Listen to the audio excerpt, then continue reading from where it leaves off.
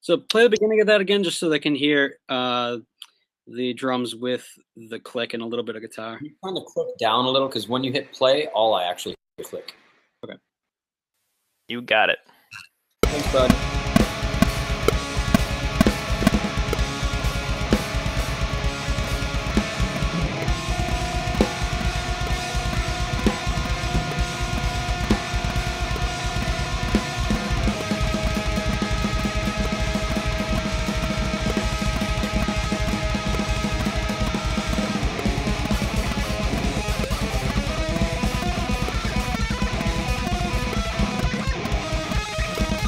All right, cool. I got the idea. In a perfect world, he would be right on the click, but he is human, and it's not completely on the click. There's parts where it's dragging, parts where it's rushing. So we're not trying to dehumanize this at all. We're trying to just make it a little more reliable, because when the other instruments are tracking, they're not gonna. I mean, they can use the click, but when you're listening to the song, you're not going to have that consistent guideline of a click. You want those drums to be your guideline. Of course.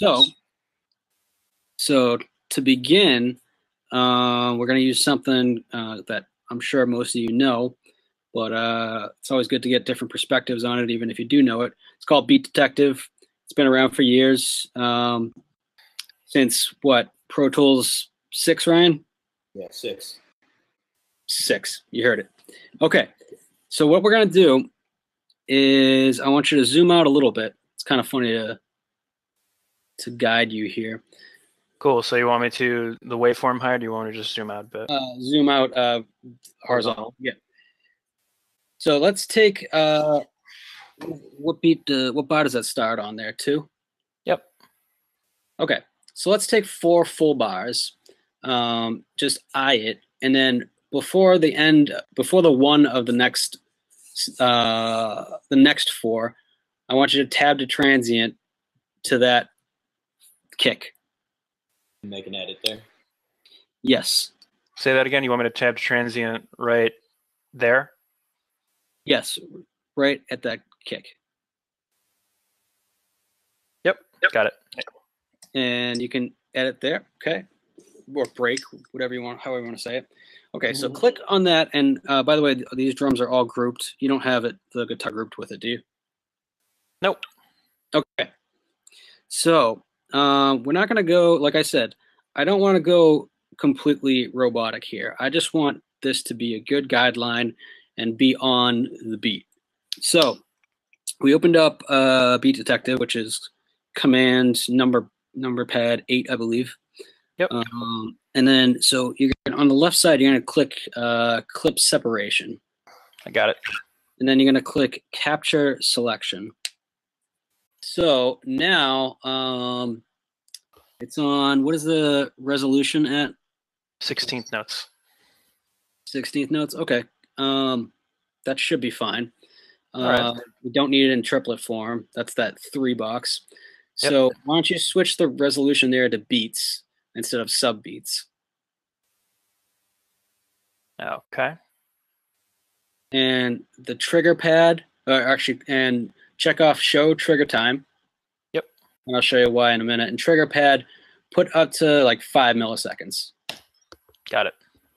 And that just makes it so there's a little bit of flexibility in what it picks as transients. So now you want to just click analyze.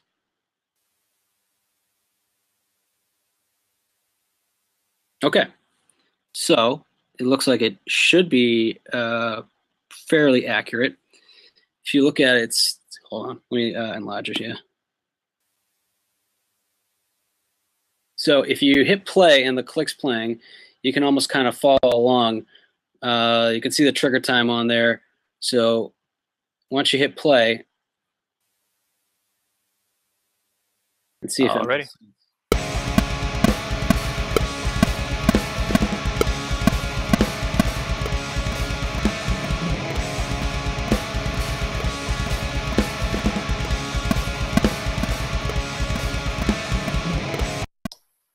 Cool. Makes sense, guys? Yeah, I can't see the numbers because of the resolution of the screen, but Does it look like it makes sense? 1, 2, 3, 4, 1, 2, 3, 4, and then. Oh yeah. So yeah, guys. So if you guys can't see this right now, what these markers are showing up. They're actually displaying these little numbers. It's actually if you turn off and turn on show trigger time, you'll see that these little white numbers pop up. You'll be able to see it in the capture afterwards. But what these are doing is these are showing where where Pro Tools detection algorithm it's telling you where on the grid these little slices are. So using various types of technology and whatever, it's kind of detecting kind of the onsets of these. And it's doing a really good job at it. So right now you can see right here in this section we're at bar 2, beat 2, and right here there's a bar beat 2, bar 2, beat 2, and then so on and so forth. Up here at measure 4. There's measure 4, beat 2, and then up here at a measure 5, I should say, there's a beat 3. So they're all relatively close, and Beat Detective actually did a really good job at kind of analyzing all of these. So, all right, Kenny, let's go ahead and continue.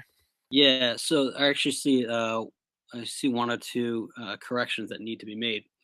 So, yeah, there's a few. Okay, so let's see, 1, 2. So the third line on the second, yep. So you want to drag that to the right, so it's up to that snare hit right there. Yep. Okay.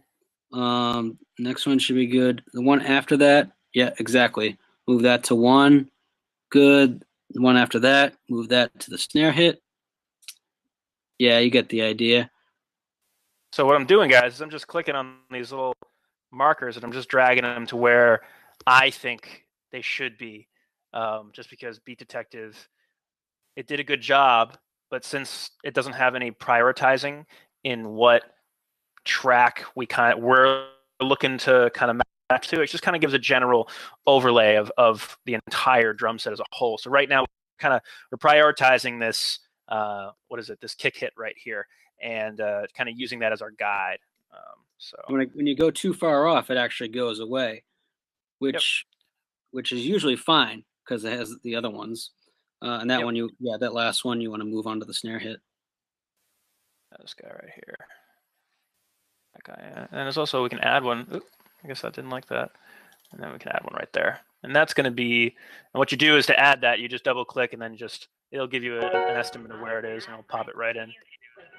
So that's where that is. Looks like we got some more visitors here. Awesome. All righty, guys. So Beat Detective is ready. Yeah, I would go a little more accurate on those last 2 markers there. Move that a little to the right, that a little to the right. Yeah. There we go. Awesome. That's good. So now what we're going to do is those markers, we're going to use those to separate these into all separate clips. So you're going to click separate in Beat Detective. Got it. Okay. So now we're going to move down to where it says clip conform. That's this section right here, guys.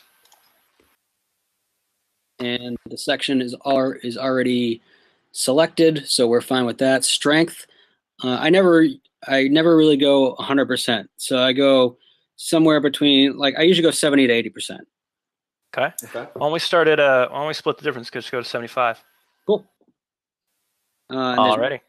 And yeah, so now we can just hit conform. Yep. So right now, as you can see in here, it basically split every single point in those drums, and now we're just gonna kind of quantize these together by hitting conform, and you can see how that conforms. So I'll undo, and then I'll conform again, and you'll see how everything's just shifting slightly to the left. Yep. There we go. So now, all right, if you hit play, it's going to be a lot more in time, but you'll hear it's going to be a little choppy. So why don't we hear that? All righty.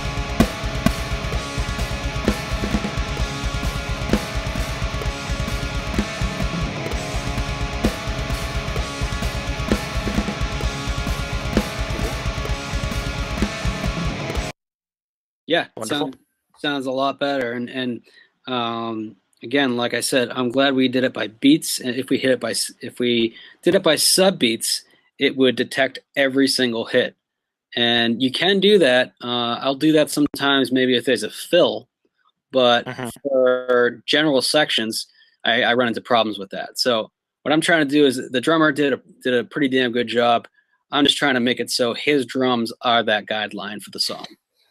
Gotcha. So Kenny, I got a question for you. So inside of this, I'm noticing that there are some. You're saying the subbeats thing. You're talking about like these, because I know we're not really getting all the kick drums. We're only getting every other kick drum. Right. Do you ever edit those kick drums too, or is that just is that just too choppy for Beat Detective? Well, one thing, when I do it by beats, which is typically what I do if I'm doing a section of a song, meaning when I go to clip separation. Yep. And I'm click on clip separation. Okay. So if you take a look at where it says, I think it says contains. It's hard to see. 16th note, yeah. Yeah, contains 16th note. You can only go up to the 32nd note. That's true. So I mean, yes, it would probably find those, but I guess it depends on how precise you want to go. Yeah. You want to try it like that, just to show? I think we can actually. I'd actually like to show these dudes the last part of this, the edit smoothing.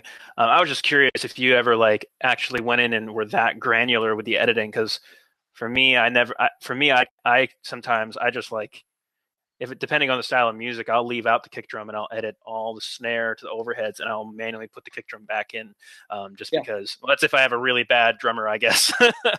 So I mean, I'll do that if the kicks, like, let's say they're basically playing outside of their comfort zone and can't play kicks like up to speed with the rest of the kit, or their kick technique is just way off. I'll just keep the kicks separate, and I'll use Beat Detective with the rest of everything, and then I'll kind of just manually put in the kicks, and we'll get to that in a second. Awesome. All right. Let's move on. These guys want to see the rest of this, I'm sure. Let's move on to the edit smoothing portion. Yep. So yeah, unless there was another part in clip conform that we didn't go over. No, that looks good. We listened to it. Awesome. Like it's on. So we're going to go to edit smoothing, and you can hit fill gaps, but might as well just hit fill and crossfade, because we don't want any of those clicks. And crossfade length, usually 3 to 5 milliseconds for me is fine. I'll put it in 3 for now. Okay, so yeah, hit smooth.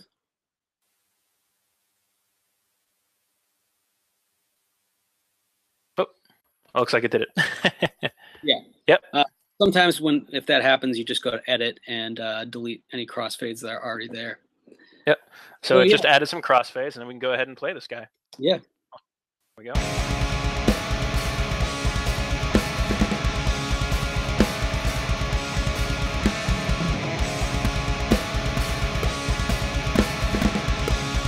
That's a pretty great methodology. Cool. So yeah, that sounds a lot better.